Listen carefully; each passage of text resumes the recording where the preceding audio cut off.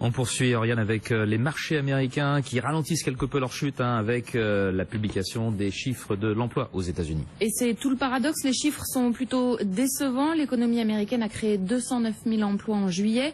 Le rythme ralentit, le taux de chômage lui remonte à 6,2% contre 6,1% en juin. Mais pas de pression sur les salaires, pas d'inflation.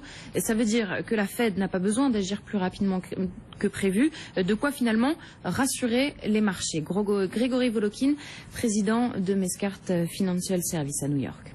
C'est l'effet de chiffres ni trop chaud ni trop froid, que ce soit au niveau de l'emploi. Vous avez vu ce chiffre avec une toute petite remontée du chômage à 6,2%, mais surtout pas de pression sur les salaires, alors que c'était la pression justement sur le coût de la main-d'œuvre qui avait hier un peu affolé les marchés aux États-Unis. Et puis là, on vient d'avoir aussi le market de Chicago, un peu en dessous de ce qui était attendu, mais quand même au-dessus de 55. C'est des chiffres qu'on aimerait bien avoir en Europe et qui montrent en fait toujours une expansion tout à fait à la fois maîtrisée et régulière. Donc c'est des chiffres qui sont plutôt, comme on dit en anglais, market friendly, des amis du marché.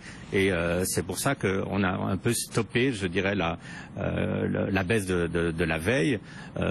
Était-ce une correction? C'est ça la grande question.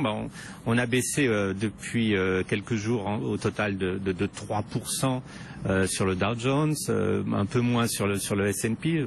On est loin d'une correction, ça il faut vraiment le dire. Une correction, c'est 10% de baisse, donc ça a été un petit retrait, on verra. Grégory Volokin à New York. Les États-Unis, justement, qui découvrent Xavier Niel, le patron de Free, propose de racheter l'opérateur T-Mobile.